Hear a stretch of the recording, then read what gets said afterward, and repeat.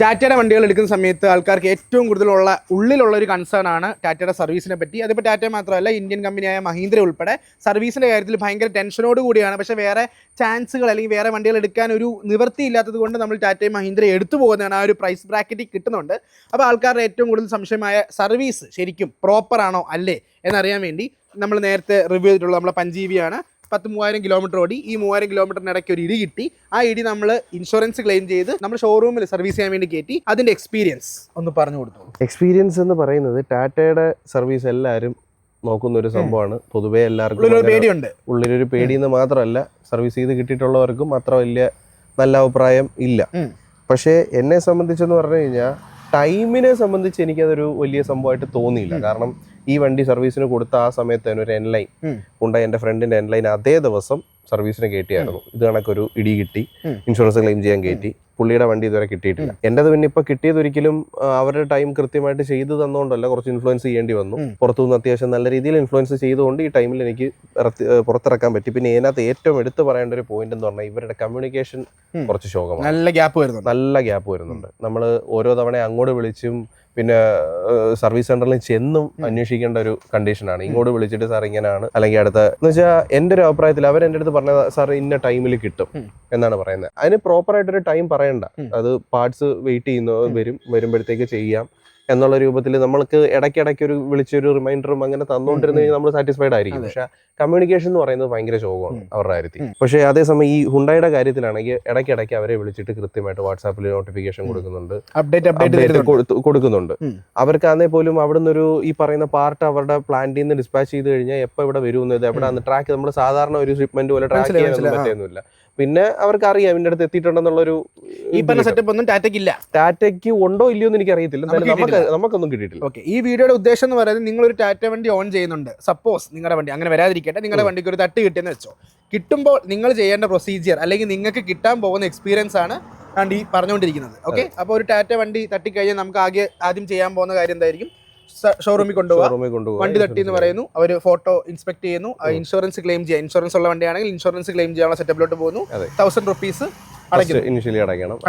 ഓരോ ഷോറൂമിന് അതിന് എത്ര അങ്ങനെ വ്യത്യാസം വരുമെന്ന് എനിക്കറിയത്തില്ല. ഞാൻ 1000 ആണ് ആദ്യം കൊടുത്തത്. ഇതിനകത്തൊരു മെയിൻ ഒരു സംഭവം ഒളിഞ്ഞു കിടക്കുന്നതെന്ന് പറയുമ്പോൾ ടാറ്റ മഹീന്ദ്ര ഉൾപ്പെടെയുള്ള മിക്ക ഇന്ത്യൻ കമ്പനികൾ മാത്രമാണോ എന്ന് എനിക്കറിയത്തില്ല. നിങ്ങൾ അറിയാവുന്ന ഒരു കമന്റ് ബോക്സിൽ കമന്റ് ചെയ്തോളൂ.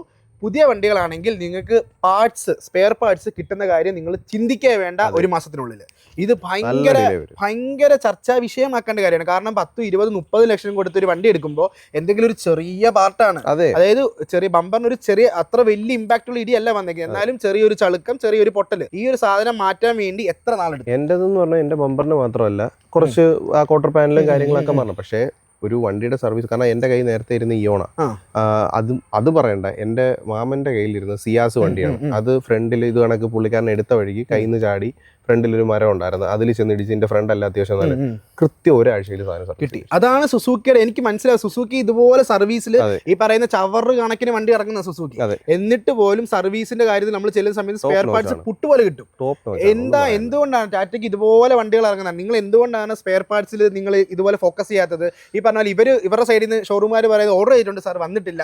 വെറുതെ ഓർഡർ ചെയ്യാൻ അവരുടെ ലിസ്റ്റിൽ പോലും പല പാർട്സുകളും കാണിക്കുന്നത്. എന്റെ വണ്ടി ഇപ്പൊ ഈ ടൈമിൽ കിട്ടിയെങ്കിലും എനിക്ക് മുന്നേ അവിടെ കൊടുത്തിട്ടുള്ള പല വണ്ടികളും ഇപ്പോഴും അവിടെ കിടപ്പുണ്ട്. ഇതുപോലെ ഇൻഫ്ലുവൻസ് ചെലുത്തിയോണ്ടാണ്, അതെ, അത്യാവശ്യം നല്ലൊരു ലെവലിലുള്ള ഇൻഫ്ലുവൻസ് ചെലുത്തിയോണ്ടാണ് ഇപ്പോഴെങ്കിലും നമുക്ക് അത് കിട്ടിയത്. ഈ ഇൻഫ്ലുവൻസ് ചെയ്യാൻ പറ്റാത്ത പുതിയ വണ്ടി എടുത്ത്, ഇതിപ്പോ വണ്ടി എടുത്തിട്ട് കുറച്ച് നാളായുള്ളൂ, ചെറിയൊരു ഇടി കിട്ടിയിട്ട്. അത് റിവേഴ്സിന്റെ ഒരു പ്രശ്നം നിങ്ങൾ റീല് കണ്ടായിരുന്നല്ലോ. പക്ഷേ ഇതുപോലെ EMI അടച്ചുകൊണ്ട് കിടക്കുന്ന എത്രയോ വണ്ടികൾ അവിടെ കാണും. ഈ അടുത്തിടയ്ക്ക് തന്നെ എൻ്റെ പപ്പയ്ക്ക് ഇത് കണക്ക് അങ്കിൾ ഒരു വീഡിയോ എടുത്ത് അയച്ചു കൊടുത്ത്, പുള്ളിക്കാരൻ്റെ എൻ്റെ പോലെ തന്നെ ടെമ്പററി രജിസ്ട്രേഷനിൽ ഒരു തട്ട് കിട്ടിയതാണോ വണ്ടിയുടെ എന്തോ കംപ്ലൈന്റ് ആണോ അറിയില്ല. 3 മാസമായിട്ട് വണ്ടി സർവീസ്. അത് എനിക്ക് തോന്നുന്നു പഞ്ചാണോ, ടാറ്റ തന്നെ. അത് 3 മാസമായിട്ട് അവിടെ ആ പുള്ളി എന്തോ അതിന്റെ ഒരു വീഡിയോ ഇട്ടതിന്റെ ഒരു സംഭവം എനിക്ക് അയച്ചു തന്നായിരുന്നു. അത് 3 മാസമായിട്ട് ടെമ്പററി രജിസ്ട്രേഷൻ. പുള്ളിക്കാരൻ അതിന്റെ EMI എല്ലാം ഈ 3 മാസം അടച്ചുകൊണ്ടിരിക്കുകയാണ്. ഇത് കോമൺലി എല്ലാവർക്കും വരുന്ന ഇഷ്യൂ ആണ്. അപ്പോൾ ഞാൻ ഈ വീഡിയോയുടെ കൊണ്ട് ഉദ്ദേശിക്കുന്നത് ഇത്രേ ഉള്ളൂ. നിങ്ങളൊരു പുതിയ വണ്ടി എടുക്കുന്നുണ്ടെങ്കിൽ മാക്സിമം തട്ടായിരിക്കും, നമുക്ക് അങ്ങനെ പറയാൻ പറ്റില്ല. എന്നാൽ പോലും നമ്മുടെ കൈ കൊണ്ട് അല്ലെങ്കിൽ പോലും സംഭവം വന്നു കഴിഞ്ഞാൽ ഈ പറയുന്ന പോലെ ഒരു 2 മാസം 3 മാസം ഷോറൂമിൽ ഇടാനുള്ള മൈൻഡ് സെറ്റോട് കൂടിയ ടാറ്റ മഹീന്ദ്ര ഇന്ത്യൻ കമ്പനികൾ. ഇതിപ്പോൾ എനിക്ക് തോന്നുന്നു MGക്ക് പോലും സ്പെയർ പാർട്സിന് പ്രശ്നമുണ്ടെന്ന് തോന്നുന്നു. ഉണ്ട്, ഞാനിങ്ങനെ കേട്ടു. കാരണം EVകൾക്കാണ് ഏറ്റവും കൂടുതൽ സ്പെയർ പാർട്സ്. പക്ഷേ ഈ പഞ്ച് എന്നൊക്കെ പറയുന്നത് പുതിയ വണ്ടിയാണ്, ഇറങ്ങിയിട്ട് 2 മാസം ആവുന്നുള്ളൂ. എന്നാൽ ഇവർക്ക് പാർട്സ് ഉണ്ടാക്കിക്കൂടെ? ഇത്രയും വലിയ കമ്പനിയാണ്. വണ്ടി ഇത്രയും ഉണ്ടാക്കി ഇറങ്ങുമ്പോൾ പാർട്സിന് എന്താണ് ഇത്രയും ഒരു ഡിലേ വരുന്നതെന്ന് അതിനകത്ത് പറയേണ്ട ഒരു കാര്യം എന്ന് വെച്ചാൽ ഞാൻ അവിടെ ചെന്നപ്പോഴും സംസാരിച്ചൊരു കാര്യം ഇതാണ്. കാരണം എന്ന് വെച്ചാൽ ഈ വണ്ടി ഞാൻ എടുക്കുമ്പോൾ എൻ്റെ കയ്യിലിരുന്ന കാറ് കൊടുത്തിട്ടാണ് എടുക്കുന്നത്. എന്ന് വെച്ചാൽ ചിലർ സെക്കൻഡറി വെഹിക്കിളായിട്ട് എടുക്കും. അങ്ങനെയാണെങ്കിൽ കുഴപ്പമില്ല, അവർക്ക് മെയിൻ വണ്ടി യൂസ് ചെയ്യാം. എൻ്റെ വീട്ടിൽ പിന്നെ ഇഗ്നീസ് കിടപ്പുണ്ട്, അതുകൊണ്ട് വലിയ പ്രശ്നമില്ല. ചിലർ വണ്ടി കൊടുത്തിട്ട് അവർക്ക് സെക്കൻഡറി വണ്ടിയില്ല പ്രൈമറി വണ്ടിയായിട്ട് ഇങ്ങനെ ഒരു സാധനം എടുക്കുമ്പോൾ ഇത്രയും ഡിലേ വരിക എന്ന് പറഞ്ഞാൽ അവർ എന്തോരം പ്ലാൻസ് ആയിരിക്കും പാളുന്നത്. അല്ല ചോദിക്കും. അപ്പം അത് സത്യം പറഞ്ഞാൽ സർവീസിന്റെ കാര്യം സർവീസിന് പാർട്സിന് ഇത്തി ഡിലേ വന്നാലും പ്രോപ്പർ ഒരു കമ്മ്യൂണിക്കേഷൻ കൊടുത്തൊന്ന് അവരെ ഒന്ന് സമാധാനിപ്പിച്ച് നിർത്തേണ്ട ഒരു സാധനം കസ്റ്റമർ റിലേഷൻ ടാറ്റയ്ക്ക് വളരെ വളരെ പ്രശ്നമാണ്. ഈ ഒരു കാര്യം ഷെയർ ചെയ്യാനാണ് നമ്മൾ ഈ ഒരു വീഡിയോ ആയിട്ട് വന്നത്.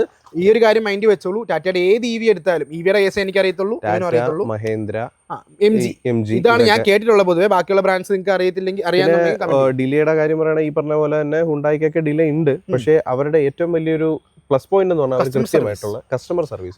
അത് നിങ്ങൾ ഓർത്താൽ മതി. അപ്പൊ ഈ ഒരു കാര്യം മൈൻഡിൽ വെച്ചിട്ട് വണ്ടി എടുക്കാൻ പോകും. കാരണം സർവീസ് കൊടുത്തിട്ട് ഓൺ ദ സ്പോട്ടിൽ തന്നെ അടുത്ത ആഴ്ച തന്നെ സാധനം കിട്ടണമെന്നാണെങ്കിൽ ഗോ ഫോർ. അതെ, വേറെ ബ്രാൻഡിലോട്ട് പോകുന്നതായിരിക്കും നല്ലത്. ഈ ഒരു കാര്യം മനസ്സിൽ വെച്ചിട്ട് നിങ്ങൾ വണ്ടി എടുക്കാൻ പോവുക. കാരണം നമ്മളാണല്ലോ വണ്ടി ഏറ്റവും കൂടുതൽ എടുക്കെടുക്കെന്ന് പറയുന്നത്. പക്ഷേ ഇങ്ങനൊരു ഹിഡൻ പാർട്ടും കൂടെ നമ്മുടെ EV ഒരു സെഗ്മെന്റിലുണ്ട് എന്ന് അറിയിക്കുന്നു. വണ്ടിയുടെ നമ്പറൊക്കെ കിട്ടി. അടുത്തൊന്ന് കാണിച്ചു കൊടുക്കും. ഇത് നമ്മൾ സിനിമാറ്റിക് നിങ്ങൾ ഓൾറെഡി കണ്ടു കാണും. നല്ല പരിചയമുള്ള നമ്പർ പ്ലേറ്റ് ഒക്കെ ആണല്ലോ നമ്മൾ അതിനകത്ത് ഇളക്കി വീഡിയോ എടുക്കാൻ വേണ്ടി ഇതിനകത്ത് വെച്ചാൽ. അപ്പോൾ ശരി ഗൈസ്, അപ്പോൾ അടുത്തൊരു വീഡിയോ കാണാം. അതുവരേക്കും